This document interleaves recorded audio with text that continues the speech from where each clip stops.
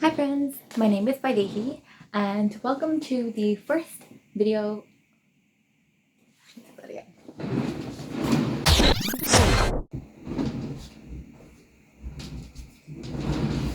Hey there.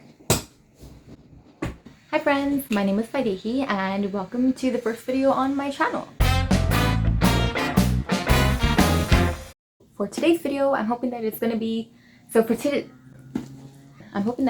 the first video in a new collection or playlist that I will dedicate for book reviews. Because it's September and we are slowly approaching Halloween, I thought why not we start off with a spooky book review. The Box in the Woods is going to be our first spooky book review. Also, please ignore the construction noises in the background. My neighborhood always has construction. Day, night, summer, winter, spring, fall. It's just never ending in my neighborhood. Anyway, I'm rambling. So I've actually divided today's video into a couple of different parts, so you can skip ahead to the part that you actually like to listen to. I will be talking about the plot, the characters, my overall impression of the book, and also slump or jump. In other words, will this book put me in a reading slump, or will it make me jump out of my slump? So before I actually start this book review, I do want to say that it is recommended that you read the Truly Devious series before you start on this book. I actually didn't know that, and I just read this. This is a standalone book, and I read it and I understood everything completely fine without having to read the first series. But I will say that if you do read the Truly Devious series first, you will have a deeper understanding of the characters, their backstories, and also their friendship dynamic. For me, when I was reading this book, I couldn't really connect with any of the characters, and I think it's because Maureen Johnson didn't go into depth with them, and it makes sense because she already did in the series. I just want to put that out there. You might want to check out the series first. If you don't have access to the series, if you don't feel like reading the series, it's fine. You can still read this. Just a little tip. Alright, let's get on with the video.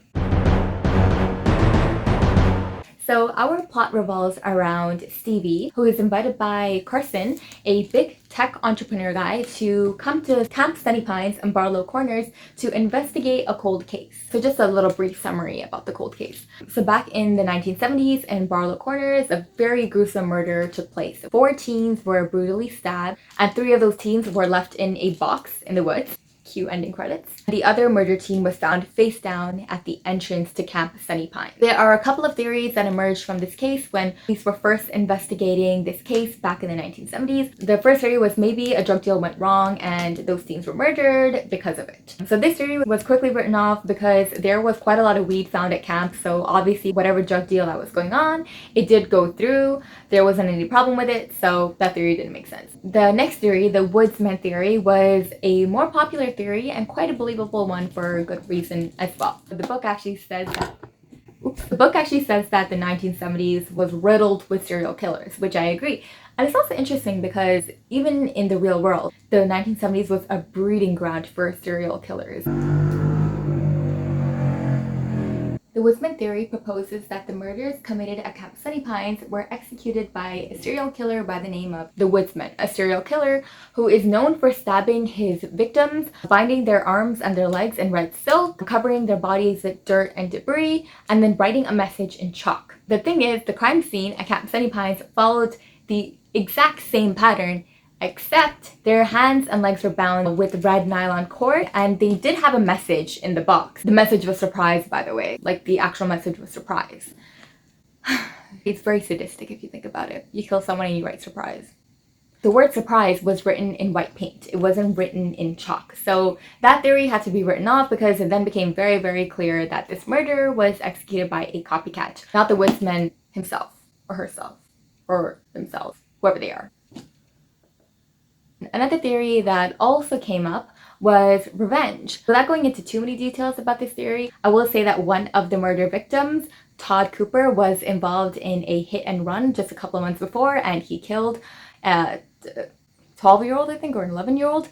And so people thought, hey, maybe the 12-year-old's brother killed Todd and the rest of the victims, you know, as an act of revenge. It was also proposed that, hey, maybe this could be a crime of passion of sorts. So Sabrina Abbott was another victim, and she had actually broken up with her boyfriend just a couple months before, and so some people speculated maybe he killed her and her friends for revenge. But once again, these theories were written off as both suspects were found at camp, so they had a very strong alibi. After we learn about The theory, our main character, Stevie, she does some investigation, she does some interrogation, she talks to people, she discovers something really, really important that pretty much catalyzes the entire investigation. And then we get to our ending. The way that this mystery flows, everything hinges on one thing. Don't want to say too much. Once Stevie discovers that thing, like the mystery is pretty much done.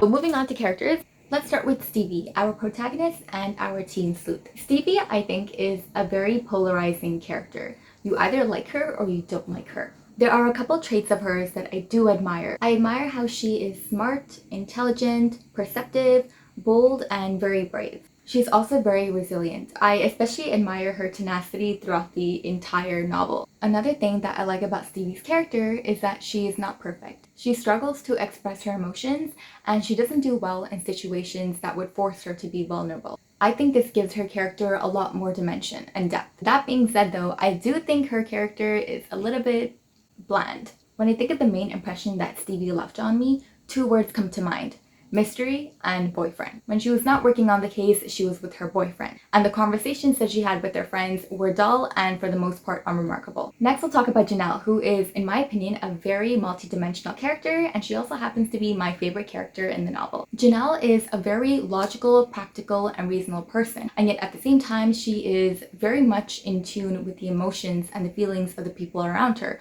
which ultimately makes her a very empathetic person. I actually noticed that in most characters, if they excel at math or science, or if they are very logical people, they tend to dismiss emotions as signs of weakness, or they struggle to emotionally connect with people. Janelle is a very refreshing character because she is logical and practical, and she will give you a much needed reality check, but at the same time, she is more than willing to listen to your problems and offer you her shoulder to cry on. Now, in terms of Nate, he's a very silly character. He had some very interesting antics with the kids. I do think that perhaps he had a bigger role in Truly Devious, because I was reading through the reviews for this book on Goodreads and everyone seemed to have really good things to say about him. Apparently he's the favorite character of everyone. So I'm just assuming that he had a much bigger and more prominent role in Truly Devious. My overall impression of this book is that it was okay. It wasn't remarkable enough for me to recommend to someone else. It didn't really pull me in. The mystery itself was really interesting, but the way that it was solved was very underwhelming and anticlimactic. Now, even though the vibes of this book are not really spooky-esque, I did categorize it as a spooky book review because it talks about a murder mystery. And for me, if a book talks about a murder or a mystery, it is automatically a scary book, even though this book wasn't scary at all. If I was in a reading slump, this book would not pull me out of it. In fact, I felt like this book almost catapulted me back into my reading slump. Overall rating for this book would be 3 out of 5 stars. I know that that is a very big contrast to Goodreads and Amazon. The reviews on Goodreads and Amazon are absolutely scintillating. This book got 4 stars. I feel like if I had maybe read Truly Devious before this book, I would have enjoyed it more because I would have enjoyed the characters more. But if we're talking solely about the plotline and whether I truly enjoyed the book itself, I would have to just give it 3 stars. Anyway, so that's the end of the book review. I'm currently reading Until Night and Day by Bae Swa, so if you like a book review for that, let me know. That's it for today's video. I'll see you guys next time. Bye!